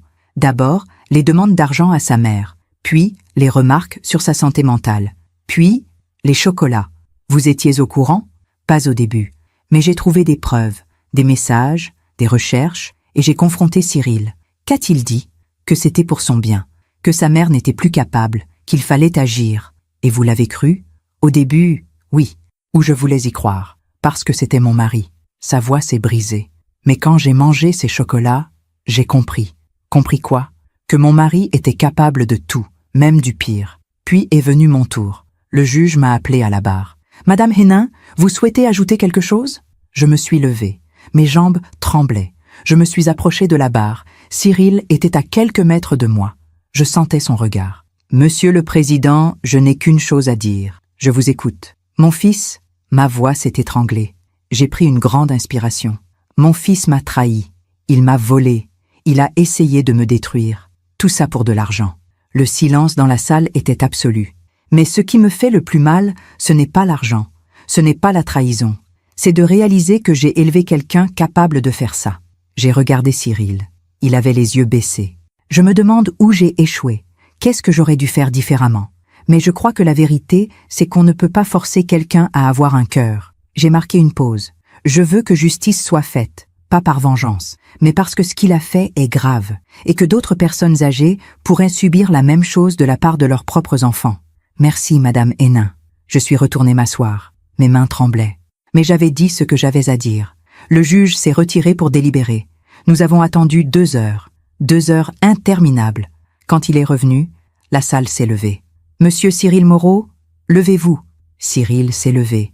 Il vacillait légèrement. « Ce tribunal vous reconnaît coupable d'abus de faiblesse aggravée, de tentative d'escroquerie et de mise en danger d'autrui. » Un silence. « Vous êtes condamné à 4 ans de prison ferme, dont 2 ans avec sursis probatoire. 4 ans, 2 ans ferme. Cyril allait aller en prison. Vous êtes également condamné à rembourser à Madame Isulte Hénin la somme de 2 400 000 €, avec intérêt. 2 400 000 €. Une somme qu'il n'avait plus, une somme qu'il ne pourrait jamais rembourser. Et vous êtes interdit de contact avec la victime à vie. À vie. Ces mots résonnaient comme une sentence définitive. Les gendarmes ont emmené Cyril. Il ne m'a pas regardé. Pas un seul instant. Je suis restée assise, immobile. Maître Beaumont a posé sa main sur mon épaule. « C'est fini, Madame Hénin. »« Fini ?» ?»« Oui. » Mais je ne ressentais rien. Ni soulagement, ni satisfaction, ni tristesse. Juste un vide immense. En sortant du tribunal, j'ai vu des journalistes. Ils voulaient m'interviewer. « Madame Hénin, comment vous sentez-vous? Êtes-vous satisfaite du verdict? Allez-vous pardonner à votre fils ?» Maître Beaumont les a écartés. « Kitami, Madame Hénin ne fera aucune déclaration. » Nous sommes montés dans la voiture. Le chauffeur a démarré. Dans le rétroviseur, j'ai vu le palais de justice s'éloigner. Et avec lui, toute cette histoire. Les semaines ont passé, puis les mois. Cyril était en prison, quelque part en banlieue parisienne. Je ne savais pas exactement où, et je ne voulais pas savoir. Camille m'avait envoyé une carte, une simple carte avec quelques mots. « Merci pour votre courage. Prenez soin de vous. Camille. » Elle avait refait sa vie, loin de Paris, loin de tout ça. Moi, j'essayais de faire de même, de retrouver une vie normale. Mes promenades, mes lectures. Maria venait toujours faire le ménage. On parlait de choses simples, de la météo, des saisons, de ses petits-enfants. Un jour, elle m'a demandé « Vous avez des nouvelles de Monsieur Cyril ?»« Non. Vous pensez à lui ? Tous les jours. C'est normal. C'est votre fils ? Oui, ce sera toujours mon fils. Mais il a fait des choix. Et maintenant, il paie pour ses choix. C'est la vie qui reprend ses droits. Oui, c'est exactement ça. Un après-midi d'hiver, j'ai reçu une lettre. Pas de l'administration, pas d'un avocat, de Cyril. Mon cœur a bondi. J'ai hésité. Puis j'ai ouvert l'enveloppe. Maman, je sais que je n'ai pas le droit de t'appeler comme ça. Je sais que je t'ai perdu. Pour toujours. Mais je voulais que tu saches quelque chose. Je ne te demande pas pardon. Parce que ce que j'ai fait est impardonnable. Mais je veux que tu saches que j'ai compris. Trop tard, mais j'ai compris. En prison, j'ai eu le temps de réfléchir à tout ce que tu m'as donné, à tout ce que j'ai gâché. Tu avais raison. La vie finit par rendre ce qu'on lui donne. J'ai tout perdu. Ma femme, ma liberté, toi. Et le pire, c'est que je le mérite. Je ne te demande rien. Je voulais juste que tu saches que tu avais raison. Cyril, j'ai lu cette lettre 3 fois. Puis, je l'ai posée sur la console, à côté de la photo de lui enfant. Cette photo que j'avais sortie le jour où tout avait basculé. J'ai regardé les deux. La lettre, la photo, le petit garçon que j'avais aimé, l'homme qu'il était devenu. Et j'ai pleuré. Pas pour lui, pas pour moi, pour ce qui aurait pu être et qui ne serait jamais. Mais j'ai aussi compris quelque chose ce jour-là, que je ne pouvais pas sauver Cyril, que je n'avais jamais pu, que chacun doit porter le poids de ses propres choix, et que la vie, dans sa sagesse cruelle, se charge toujours de rétablir l'équilibre. Cyril avait tout perdu, sa femme l'avait quitté, ses amis l'avaient abandonné, sa réputation était détruite, les journaux avaient parlé de l'affaire, son nom était sali, il avait voulu ma fortune, il s'était retrouvé avec rien, il avait voulu m'enfermer, c'est lui qui était enfermé, il avait voulu me voler ma liberté, c'est lui qui avait perdu la sienne. La vie finit toujours par rendre ce qu'on lui donne. Et moi, dans cette épreuve, j'avais découvert quelque chose que je ne savais pas. Ma propre force, ma capacité à dire non, à me protéger, à survivre. J'avais 70 ans, mais j'étais encore debout, abîmé, blessé, mais debout. Les mois qui ont suivi la condamnation de Cyril ont été étrangement paisibles. Pas une paix joyeuse, pas une paix légère, mais une paix profonde, presque solennelle, comme après une tempête qui a tout ravagé et qui laisse derrière elle un silence absolu. J'avais recommencé à vivre, vraiment vivre, pas survivre, vivre. Un matin de printemps, j'ai décidé de retourner à Deauville. Je n'y étais pas allée depuis la mort de Philippe. La maison était restée fermée toutes ces années. Je payais quelqu'un pour l'entretien, mais je n'avais jamais eu le courage d'y retourner. Trop de souvenirs, trop de fantômes. Mais ce jour-là, j'ai senti que c'était le moment. J'ai pris le train, 2 heures de voyage à travers la campagne normande, les champs verts, les pommiers en fleurs, le ciel immense. En arrivant à la gare de Deauville, j'ai pris un taxi. Le chauffeur était bavard.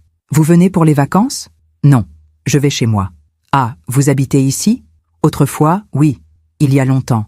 C'est beau, Deauville. Oui, c'est beau. » La maison était exactement comme dans mes souvenirs. Une villa normande à colombages, des volets bleus, un petit jardin qui descendait vers la plage. On entendait la mer, même de loin. J'ai ouvert la porte. Une odeur de renfermé m'a accueilli. J'ai ouvert les fenêtres. L'air frais s'est engouffré, l'air salé de la mer. J'ai parcouru les pièces lentement.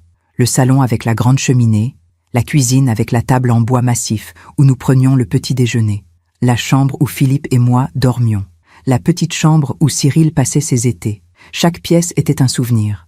Dans la chambre de Cyril, j'ai trouvé des choses qu'il avait laissées, des livres d'enfants, des coquillages ramassés sur la plage, un cerf-volant cassé, des dessins épinglés au mur. Un dessin en particulier a attiré mon attention. C'était un dessin de nous trois, Philippe, moi, Cyril. On se tenait par la main. Le soleil brillait, on souriait. En dessous, écrit en lettres maladroites, « Ma famille, je vous aime ». Il avait 7 ans quand il avait fait ce dessin. J'ai détaché le dessin du mur. Je l'ai tenu entre mes mains. Mes larmes ont coulé sans que je puisse les retenir. Où était passé cet enfant? Comment était-il devenu l'homme qui avait essayé de me détruire? Je suis descendu sur la plage. Le vent soufflait fort. Les vagues se brisaient contre le sable. J'ai marché longtemps, seul, perdu dans mes pensées. Et puis, j'ai fait quelque chose que je n'avais jamais fait. J'ai parlé à Philippe, à voix haute. « Tu avais raison, mon amour. Tu m'avais prévenu. Tu me disais que je le gâtais trop, que je ne lui apprenais pas les limites. Le vent emportait mes mots. J'aurais dû t'écouter, mais je pensais que l'amour suffisait, que si je l'aimais assez fort, il deviendrait quelqu'un de bien. Une vague a éclaboussé mes pieds. Mais l'amour sans limite ne construit pas. Il détruit. J'ai fermé les yeux. Pardon. Pardon de ne pas avoir été plus forte, plus exigeante. Et là, pour la première fois depuis sa mort, j'ai senti Philippe. Pas physiquement, mais d'une autre façon. Comme une présence, une chaleur. Et j'ai su, dans mon cœur, qu'il ne m'en voulait pas, qu'il n'y avait rien à pardonner, que j'avais fait ce que je pensais être juste, avec tout l'amour dont j'étais capable. Je suis restée à Deauville 3 jours, 3 jours à marcher sur la plage, à respirer l'air marin, à me souvenir, à pleurer, à guérir. Le dernier jour, j'ai décidé de faire quelque chose. J'ai appelé une agence immobilière. Je voudrais mettre ma maison en vente. Très bien, madame. Quand pouvons-nous venir la visiter? Demain, si possible. Vendre la maison n'était pas un geste de colère. Ce n'était pas pour effacer les souvenirs. C'était pour avancer. Cette maison appartenait au passé, à une vie qui n'existait plus, à une famille qui s'était brisée. Il était temps de lâcher prise. De retour à Paris, j'ai commencé à faire le tri dans mon appartement. Pas pour déménager, mais pour alléger. J'ai donné des vêtements, des livres, des objets que je gardais sans raison, des choses qui appartenaient à Philippe, des choses qui appartenaient à Cyril. À chaque objet que je donnais, je sentais un poids s'envoler. Maria me regardait avec inquiétude. « Vous êtes sûre, Madame Hénin ?»« Oui, très sûre. Mais ce sont des souvenirs. Les souvenirs sont dans mon cœur, pas dans les objets. » Un après-midi, en rangeant, j'ai trouvé une boîte au fond d'un placard, une boîte que je n'avais pas ouverte depuis des années. À l'intérieur, des lettres. Des lettres que Cyril m'avait écrites quand il était jeune. J'en ai ouvert une au hasard. « Chère maman, je suis en classe verte à la montagne. C'est trop bien. On a fait une randonnée et j'ai vu un aigle. Maître Dupont dit que c'est rare. Tu me manques. Papa aussi. J'ai hâte de rentrer pour vous raconter tout. Je t'aime très fort. Cyril. » Cette lettre avait été écrite il y a plus de 30 ans, par un enfant de 10 ans, un enfant innocent, un enfant qui aimait sa mère. Qu'est-ce qui s'était passé entre cet enfant et l'homme qu'il était devenu? J'ai continué à lire les lettres, une à une. Elles racontaient une enfance heureuse, des rêves, des projets, de l'amour. Et puis, progressivement, le ton avait changé. Les lettres étaient devenues plus courtes, plus distantes, plus intéressées. « Maman, j'ai besoin d'argent pour un projet d'école. Maman, est-ce que tu peux m'envoyer de l'argent? J'ai des factures à payer. Maman, sans ton aide, je ne vais pas y arriver. » Et moi, à chaque fois, j'avais dit oui. J'ai refermé la boîte et j'ai compris quelque chose. Je n'avais pas échoué en tant que mère. J'avais aimé, profondément, sincèrement. Mais Cyril, lui, avait fait des choix qui n'appartenaient qu'à lui. Et ces choix avaient des conséquences que lui seul devait porter. 6 mois après le procès, j'ai reçu une autre lettre de Cyril. Cette fois, je ne l'ai pas ouverte immédiatement. Je l'ai posée sur la console, à côté de la première, à côté de la photo, et je l'ai regardée pendant plusieurs jours. Finalement, j'ai décidé de l'ouvrir. « Maman, je ne sais pas si tu lis mes lettres. Je ne sais même pas si tu les ouvres, mais j'ai besoin de t'écrire. Même si tu ne réponds jamais. La prison change un homme, pas parce qu'elle le rend meilleur, mais parce qu'elle le force à se regarder en face. Et ce que je vois, maman, c'est un monstre, un homme qui a tout pris, tout détruit, pour rien. Je ne te demande toujours pas pardon, parce que je ne le mérite pas. Mais je veux que tu saches que je pense à toi tous les jours, que je regrette, que si je pouvais revenir en arrière, je changerais tout. Mais on ne peut pas revenir en arrière. Prends soin de toi, maman. Cyril, j'ai relu cette lettre plusieurs fois. Il y avait de la sincérité dans ces mots, de la douleur, du regret. Mais cela suffisait-il?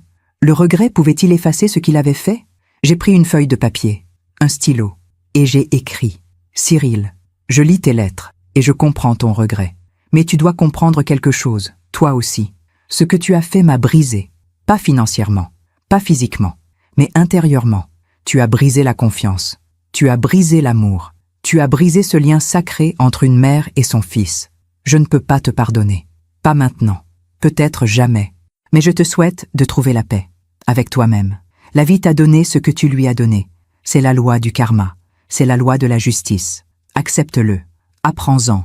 Et deviens meilleur. Pas pour moi. Pour toi. Iseult. J'ai posté cette lettre le lendemain. Et quelque chose en moi s'est apaisé. Je n'avais pas pardonné. Mais j'avais lâché prise. Les mois ont continué à passer. J'ai vendu la maison de Deauville. L'argent a été placé sur un compte que je ne toucherai jamais. Je l'avais destiné à une association qui aide les personnes âgées victimes d'abus familiaux, parce que je savais que je n'étais pas la seule, qu'il y avait d'autres femmes, d'autres hommes, qui vivaient ce que j'avais vécu, et si mon histoire pouvait aider ne serait-ce qu'une personne, alors tout cela aurait eu un sens. Un jour, j'ai appris que Camille s'était remariée, avec un homme gentil, m'avait-on dit, un professeur d'université. Elle vivait à Lyon. Elle était heureuse. J'étais contente pour elle. Elle méritait d'être heureuse. Elle aussi avait été victime. Et Cyril purgeait sa peine, loin de Paris, loin de moi. J'avais entendu dire qu'il travaillait à la bibliothèque de la prison, qu'il lisait beaucoup, qu'il était calme. Peut-être changeait-il, peut-être pas. Ce n'était plus mon problème. Un soir, assise dans mon fauteuil près de la fenêtre, j'ai regardé les lumières de Paris s'allumer une à une. Et j'ai pensé à tout ce chemin parcouru. J'avais failli tout perdre, ma liberté, ma dignité, ma vie, mais j'avais survécu. Plus que ça, j'avais appris que l'amour ne suffit pas, qu'il faut aussi des limites, de la fermeté, du respect de soi. J'avais appris que dire non n'est pas un acte de cruauté, c'est un acte de protection. J'avais appris que la vie rend toujours ce qu'on lui donne, tôt ou tard. d'une façon ou d'une autre. Elle m'avait traité de folle, elle m'avait sous-estimée. Des années plus tard, c'est lui qui avait tout perdu. La vie finit toujours par rendre ce qu'on lui donne. Et moi, dans cette épreuve, j'avais retrouvé quelque chose que j'avais perdu depuis longtemps. Moi-même, ma force, ma valeur, mon droit d'exister sans me sacrifier. Ce soir-là, j'ai sorti la photo de Cyril enfant. Je l'ai regardé longuement, et j'ai dit adieu. Pas à l'enfant qu'il avait été, mais à l'illusion que j'avais entretenue. L'illusion que je pouvais le sauver, le changer, le racheter. Il était le seul à pouvoir faire ça, s'il le voulait, s'il en était capable. J'ai rangé la photo dans un tiroir, avec les lettres, avec le dessin de Deauville, des souvenirs que je gardais, mais qui n'avaient plus de pouvoir sur moi. 2 ans ont passé depuis le procès, 2 ans pendant lesquels j'ai reconstruit ma vie, pièce par pièce, jour après jour. Ce n'était pas facile. Certains matins, je me réveillais avec un poids sur la poitrine, une tristesse sans nom, le fantôme de ce qui aurait pu être. Mais ces matins-là devenaient de plus en plus rares. J'avais 72 ans maintenant. Mes cheveux avaient encore blanchi, mes rides s'étaient creusées, mais quelque chose en moi avait rajeuni. Mon regard, peut-être, ou mon âme. J'avais traversé l'enfer, et j'en étais sortie vivante. Un jour, Maria m'a demandé « Vous êtes heureuse, Madame Hénin ?»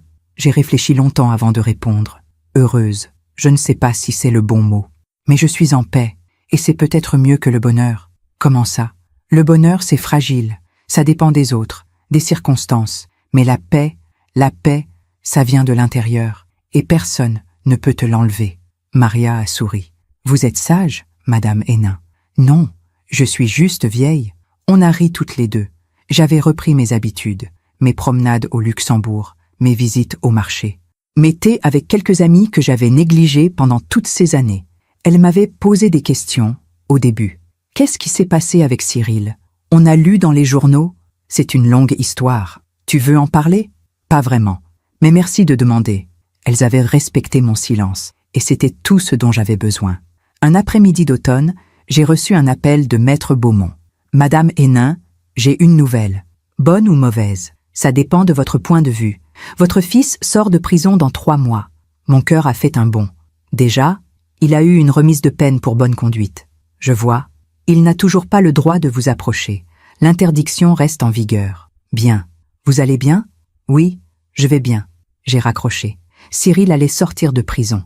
Cette nouvelle aurait dû me terrifier. Mais étrangement, je ne ressentais rien. Ni peur, ni colère, ni tristesse. Juste une distance, une séparation définitive. Il avait sa vie, j'avais la mienne, et nos chemins ne se croiseraient plus jamais. Quelques semaines plus tard, j'ai reçu une dernière lettre de lui. Je l'ai reconnue tout de suite, son écriture sur l'enveloppe. Je l'ai ouverte avec des mains calmes. « Maman, je sors de prison dans quelques semaines.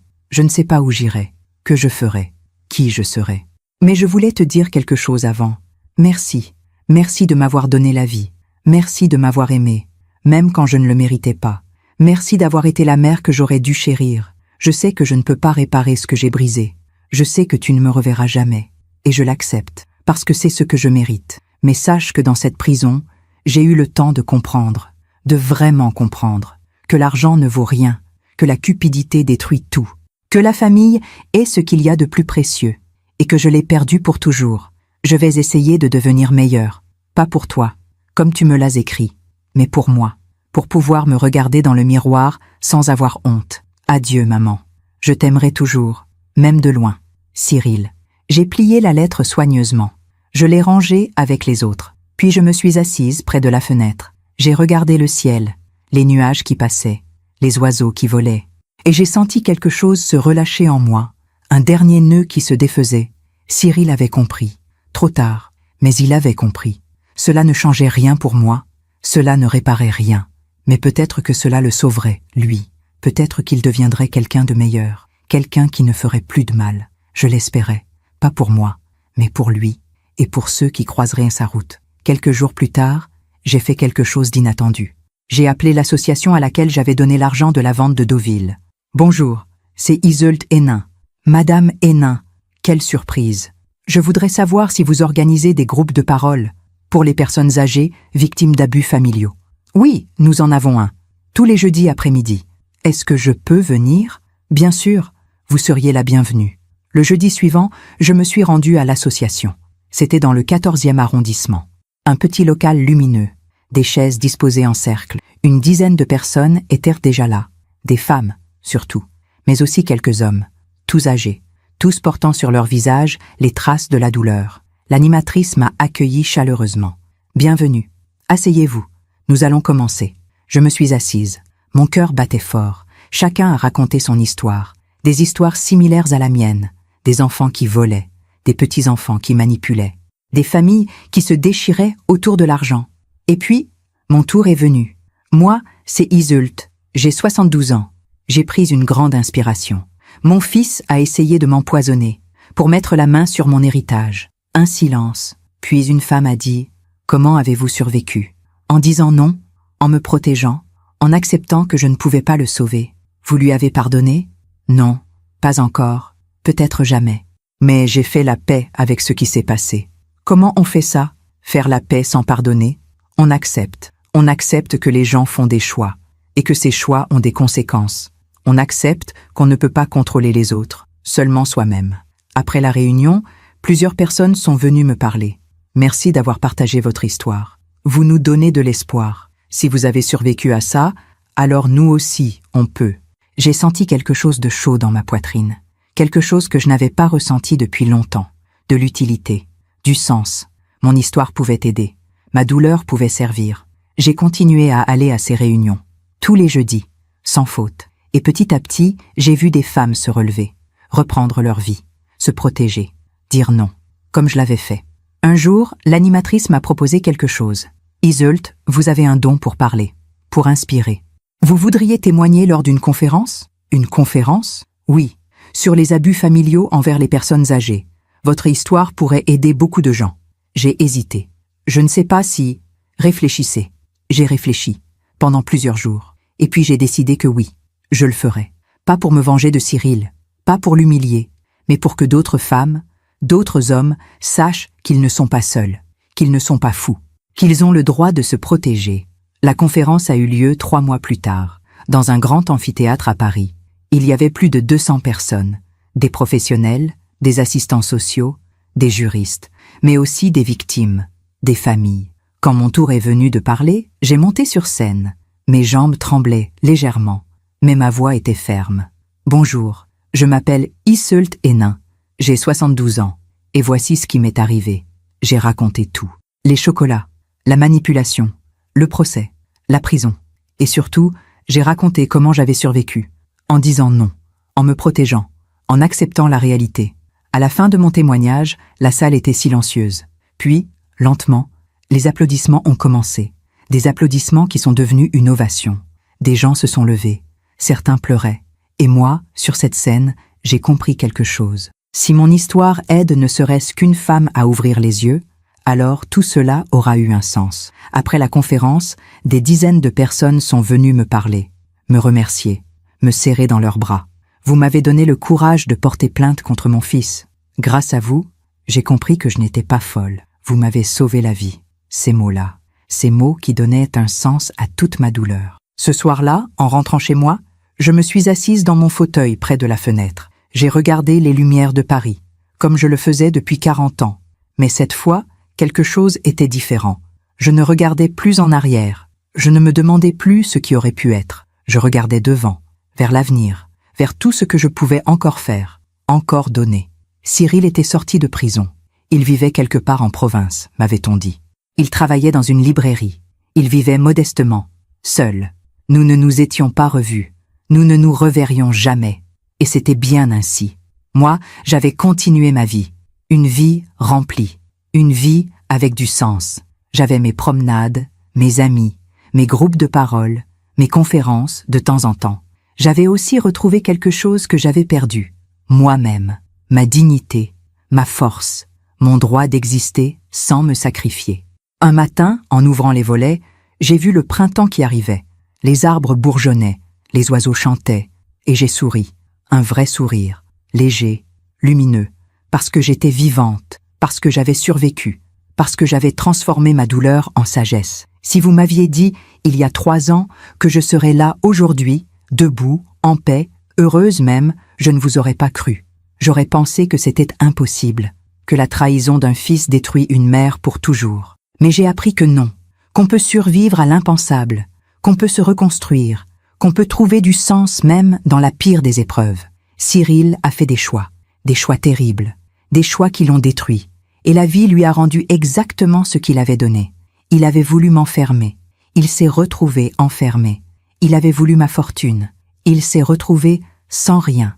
Il avait voulu me rendre folle, c'est lui qui a perdu la raison pendant un temps. La vie finit toujours par rendre ce qu'on lui donne. C'est la loi du karma, c'est la loi de la justice. Moi, j'avais donné de l'amour, peut-être trop, peut-être mal, mais de l'amour quand même. Et la vie m'a rendu quelque chose de précieux. La sagesse, la paix, la force et la certitude que je méritais d'être protégé, respecté, aimé.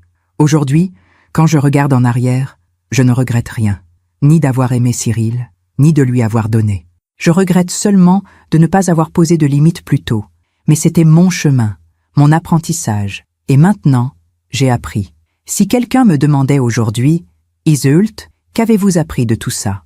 Je dirais que l'amour sans limite n'est pas de l'amour, c'est de la destruction.